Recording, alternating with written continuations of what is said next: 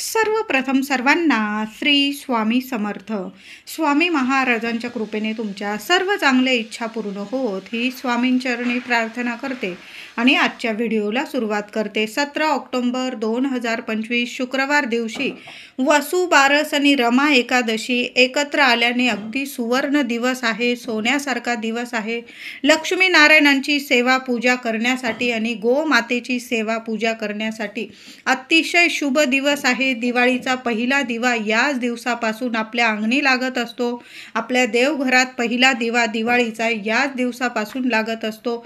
समुद्र मंथनातून ज्या 5 कामधेनू प्राप्त झाल्या होत्या त्या 5 प्रकारच्या गायींमध्ये एक गाय होती नंदा, तिचं नाव. या नंदा गोमातेची प्रतिकात्मक पूजा याच वसू बारशाला केली जाते. आपल्या कामना पूर्ण होण्यासाठी, आपल्या मुलाबाळांच्या सुख समृद्धी, कल्याण, समाधानासाठी, प्रगती आणि आरोग्यासाठी या गोमातेची या दिवशी पूजा आणि सेवा करण्याची आपली जुनी परंपरा आहे. आता तुमच्याकडं गाय वासरू नसेल तुमच्याकडं तर त्यांची प्रतिमा मूर्ती नसेल तुमच्याकडं तर एका पाटावर तांदळाने सुद्धा तुम्ही गाय वासराची प्रतिमा काढून त्याची पूजा करू शकता. आणि तुमच्या घरात दारात जर खरं गाय आणि वासरू असेल, सोन्याहून पिवळं ज्यांचे घरी गाय तेथे विठ्ठलाचे पाय असं म्हटलेलंच आहे. त्या गोमातेची वासराची छान अशी रोजच सेवा करावी. पण या वसू बारशेला छान अशी गायीच्या पायाची दूध टाकून अभिषेक करून पूजा करावी. या दिवशी खूप सुंदर अनुभव येतात. याच दिवसापासून दिवाळीला सुरुवात होत असते. तर या दिवशी महिलांनो आठवणीने लवकर उठायचं आहे आणि आठवणीने आंघोळीनंतर घरात गोमूत्र जरूर शिंपडायचं आहे. तुमचं घर जर अगदी गावात असेल, अंगण असेल तर तुमच्याकडं गाईचं शेण वगैरे असेल तर छान असा पाण्यात शेण टाकून त्याचं सारवून घेतलं तुम्ही किंवा सडा टाकला शेणाचा, खूप सुंदर अनुभव येतात. यामुळे अलक्ष्मीचा नाश होतो आणि आपल्या घरात अखंड लक्ष्मी नांदते. म्हणून हा उपाय, ही सेवा जरूर करा. काही स्त्रिया मुलबाळ होण्यासाठी, आपल्या मुलांच्या सुखासाठी, प्रगतीसाठी, ज्या महिलांना दादांना मुलबाळ होत नाही, काही अडीअडचणी येतात, त्यांनी या दिवशी उपवास करून गोमातेची सेवा जरूर करावी. विठ्ठल रुक्मिणीची सेवा करावी. तुमचं घर लवकरात लवकर 1 वर्षाच्या आत गोकुळ होणारच आहे अशा हेतूने आणि मनात श्रद्धा ठेवून जर जी व्यक्ती या दिवशी गोमातेची सेवा करते त्या व्यक्तीची सर्व इच्छा जरूर विठ्ठल रुक्मिणी जरूर पूर्ण करतात. साक्षात माता लक्ष्मी त्यांच्या घरात वास करत असते. म्हणून या दिवशी उपवास देखील करत असतात. ज्यांना उपवास करायचा, तुम्ही प्रथेनुसार परंपरेनुसार या दिवशी उपवास करतात तर नक्की करा.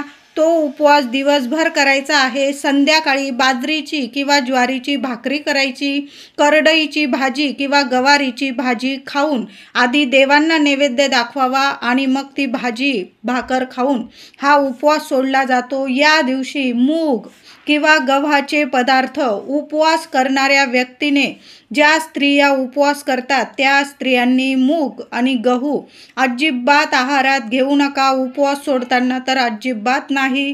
म्हणून या दिवशी गहू आणि मूग अजिबात खाऊ नये. ज्यांचा उपवास आहे या दिवशी मुलाबाळांसाठी स्त्रिया उपवास करतात त्यांनी तर अजिबात चुकून सुद्धा मूग आणि गहू अजिबात आहारात घेऊ नये. त्यांनी बाजरीची भाकरी, ज्वारीची भाकरी, करडईची भाजी, गवारीची भाजी, एखादा गोडाचा पदार्थ तुम्ही यावर उपवास सोडू शकता.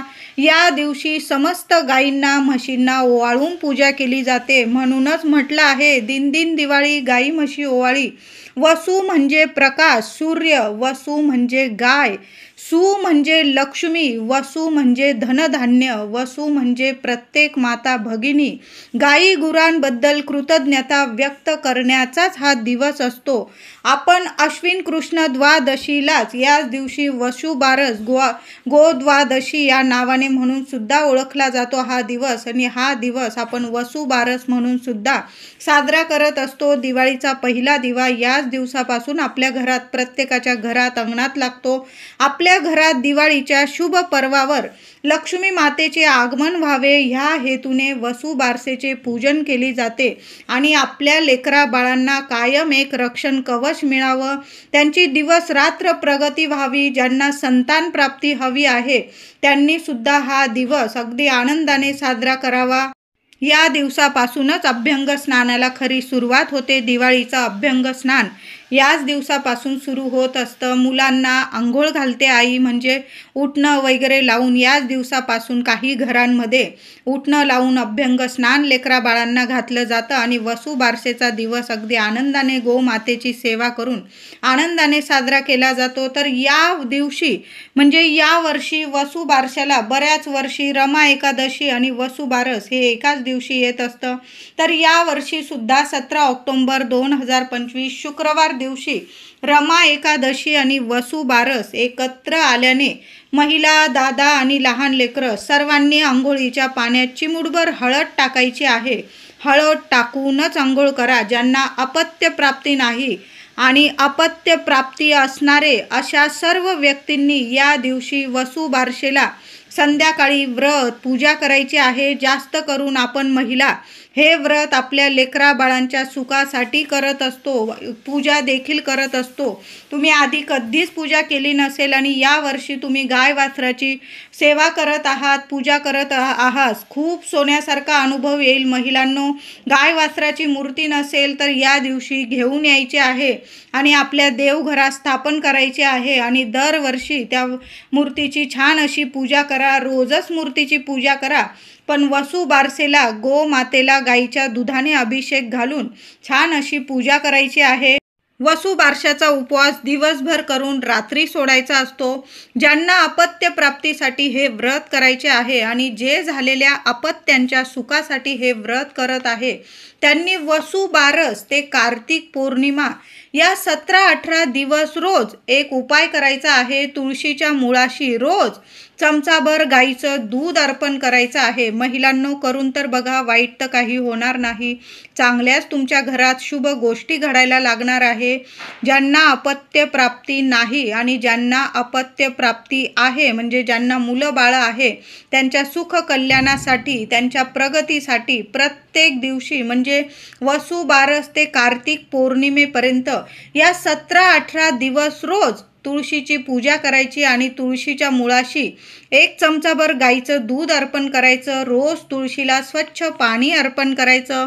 हळदी, कुंकू, फुलं वाहून पूजा करावी.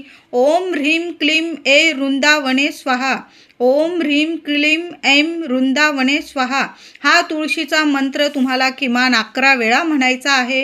याच दिवसापासून दाराशी रांगोळी काढायला आपण सुरुवात करत असतो. आपण तर नेहमीच रांगोळी काढतो. सणावाराला किंवा मंगळवार, शुक्रवार आपण वर्षातले बरेच दिवस आपल्या दाराशी रांगोळी काढत असतो. पण आपण दिवाळीची रांगोळी याच दिवसापासून आपण दाराशी काढत असतो. आश्विन वद्य द्वादशी ही गोवत्स्व द्वादशी किंवा वसुबारस म्हणून प्रसिद्ध आहे. या दिवशी गायीची आणि तिच्या पाडसासह म्हणजे गाई वासराची पूजा केली जाते. हळद, कुंकू, फुलं, अक्षता वाहून निरांजन ओवाळून गाईच्या तुपाचा दिवा लावून आपण गाई वासराच्या मूर्तीला ओवाळायचं आहे. खरी गाय वासरू असेल त्या गाई वासराचं सुद्धा औक्षण गाईच्या तुपाच्या दिव्यानेच करायचं आहे. महिलांनो, तेलाचा दिव्याने औक्षण करू नका गाय वासराचं. तुम्ही घरात पाटावर पूजा मांडायची आहे. छान असं पाट मांडायचा आहे. अवतीभोवती रांगोळी काढून घ्या. पाटाच्या लाल किंवा पांढरा किंवा पिवळा रंगाचा कपडा असेल. रमा एकादशी सुद्धा आहे. लाल अंथरा किंवा पिवळा कपडा अंथरा. छान अशी गाय वासराची मूर्ती ठेवायची आहे. तुम्ही 2 विड्याच्या पानांवर गणपती बाप्पांची सुद्धा स्थापना करू शकता. काही ठिकाणी फक्त गाय वासराची मूर्ती ठेवतात आणि तुमच्याकडं स्वामींचा फोटो असेल, तुम्ही स्वामींचा फोटो मागे ठेवा. तुम्ही 2 विड्याच्या पानावर गणपती मांडू शकता. काही महिला फक्त गाय वासराची पूजा करतात, फळांचा नैवेद्य दाखवतात. जो जेवण बनवलेलं असेल, भाकरी, भाजी, त्याचा नैवेद्य दाखवतात. त्याचबरोबर काही ठिकाणी पुरणपोळीसुद्धा नैवेद्यात ठेवली जाते. तुमची जशी परंपरा आहे ना वसुबारसेची पूजा करण्याची, तुम्ही त्याच पद्धतीने करायचं आहे. फक्त ज्या महिला उपवास करतात त्यांनी उपवास सोडताना किंवा दिवसभरात गहू आणि मूग हा आहारात अजिबात घेऊ नये. नाहीतर मग पूजा सेवा तुमची व्यर्थ आहे. या दिवशी नैवेद्यात उडदाच्या वड्यांना सुद्धा खूप महत्त्व आहे। उडदाचे वडे नैवेद्यात ठेवले जातात। घरातील सवाष्ण महिला गाईच्या पावलावर पाणी घालतात। दूध पिणाऱ्या वासरासह तिची पंचोपचार पूजा करतात। पायावर अर्घ देऊन ओवाळून पूजा केली जाते। त्याचबरोबर तुमच्याकडं घरात मूर्ती असेल त्या मूर्तीची सुद्धा म्हणजे तुमच्याकडं पितळाची मूर्ती असेल तर छान असा अभिषेक घालायचा आहे। तुमच्याकडं मातीची वगैरे किंवा दगडी वगैरे मूर्ती असेल तर मग तुम्ही त्याला फक्त लांबूनच थोडंसं पाणी दूध अर्पण करा फुलाने आणि मग तुम्ही पूजा करायची आहे। या दिवशी रमा एकादशीला तुळशीची पूजा अवश्य करा। मी तुम्हाला सांगितलंच महिलांनो, तुम्हाला संतान प्राप्तीसाठी किंवा ज्यांना संतान आहे त्यांच्या सुख समृद्धीसाठी प्रगतीसाठी वसू बारस ते कार्तिक पौर्णिमा रोज तुळशी मातेची पूजा करायची। हळद कुंकू फुलं वाहून आणि चमचाभर गाईचं दूध अर्पण करायचं आहे। छान अशी रोज पूजा करा। देवी तुळशीचा रोज मंत्र म्हणायचा आहे आणि किमान 11 वेळा किंवा 21 वेळा ओम नमो भगवते वासुदेवाय नमः, ओम नमो भगवते वासुदेवाय नमः या मंत्राचा जप सुद्धा तुळशी समोर उभं राहून तुम्हाला रोज बोलायचं आहे। तुमचं जर मोठं तुळशी वृंदावन असेल बंगला वगैरे असेल तर रोज तुम्ही 21 वेळा 11 वेळा तुळशीला प्रदक्षिणा घालत जरी ओम नमो भगवते वासुदेवाय नमः, ओम नमो भगवते वासुदेवाय नमः या मंत्राचा जप केला तर सोन्याहून पिवळं खूप सुंदर अनुभव येतील। साक्षात लक्ष्मी नारायण कोणत्या ना कोणत्या रूपाने तुम्हाला दर्शन देऊन जाईल। घरात शुभ कार्य घडत नसेल, मुलं मोठी झालेली आहे, लग्न कार्यात अडचणी येतात, त्या आईने सुद्धा हा उपाय ही सेवा तुळशी मातेची रोज करा। तुळशीचं लग्न होण्याच्या आत तुमच्या लेकीचं किंवा लेकाचं लग्न योग्य ठिकाणी ठरून येणार आहे आणि तुळशीचं लग्न झाल्यावर लगेच तुमच्या घरात मंगल कार्य होणार आहे। असा हा सुंदर उपाय आहे, सेवा आहे, जरूर ही सेवा करा। त्याचबरोबर ज्या मुलांना किंवा मुलींना लग्नाची मनात खूप आशा आहे पण काही ना काही कुंडलीत काही ना काही दोष निघतो किंवा ग्रह दोष आडवे येतात, काही ना काही करून लग्न जमण्यात खूप अडचणी येतात। लग्न कार्यातील अडथळे संपूर्णपणे दूर होऊन चांगल्या ठिकाणी लग्न जमून निर्विघ्नपणे लग्न होण्यासाठी वसू बारसेला काय करायचंय, मुठभर चना डाळ थोडीशी 15-20 मिनिटं भिजवून घ्यायची आहे। अर्धा 1 तास भिजवली तरीही चालेल। चना डाळ भिजवून घ्यायची आहे आणि मुठभर चना डाळ तुम्हाला त्याच्यावर एक गुळाचा खडा ठेवून घ्यायचा आहे। एखाद्या ताटलीत न्या, पत्रावळीत न्या आणि गाईला तुम्हाला त्या दोन्ही वस्तू म्हणजे चण्याची डाळ आणि गुळाचा खडा हे दोन्ही वस्तू स्वतःच्या हाताने खाऊ घालायचं आहे। गाय मारकी असेल तर तिथं कोणी व्यक्ती असेल गाईला सांभाळणारा त्याच्याकडे द्या, त्याला खाऊ घालायला सांगा। लवकरात लवकर तुमचं योग्य ठिकाणीच लग्न जमून येणार आहे म्हणून गाईला नक्की थोडीशी चना डाळ आणि गूळ खाऊ घालायचा आहे। आता सगळ्यांनाच रात्रंदिवस प्रगती हवी आहे, त्यांनी सुद्धा आपण या दिवशी चपाती नसल बनवत, बऱ्याच ठिकाणी गहू आणि मूग खाल्ले जात नाही तर त्यांनी काय करायचं, या दिवशी तुम्ही ज्वारीची बाजरीची भाकर केलेली असेल, जी भाकर बनवलेली असेल, आता भाकर नसेल तुम्ही चपाती खातात मग चपातीला तूप लावायचं आहे किंवा भाकरीला गाईचं तूप लावायचं, त्यावर एक गुळाचा खडा ठेवायचा आहे। पुरणपोळी केली असेल तर अतिशय उत्तम, गाईचं तूप लावा आणि स्वतःच्या हाताने गोमातेला हा घास हा नैवेद्य जरूर खाऊ घाला। चपाती खाऊ घाला, भाकर खाऊ घाला किंवा पुरणपोळी। आणि ज्यांच्या लग्न कार्यात अडचणी येत आहे त्या मुलाने किंवा मुलीने स्वतः उपाय जरूर करा। सेवा थोडीशी चना डाळ भिजवून त्यावर गुळाचा खडा ठेवा आणि गोमातेला तुमची इच्छा बोलून तो नैवेद्य खाऊ घालायचा आहे। नमस्कार करून घरी या। त्याचबरोबर वसू बारसेला तुम्ही गोशाळेत गेला किंवा काही ठिकाणी गाईला घेऊन गडी बसलेला असतो म्हणजे सांभाळणारा व्यक्ती बसलेला असतो, त्याच्याकडं तुम्हाला हिरवा चारा मिळून जाईल।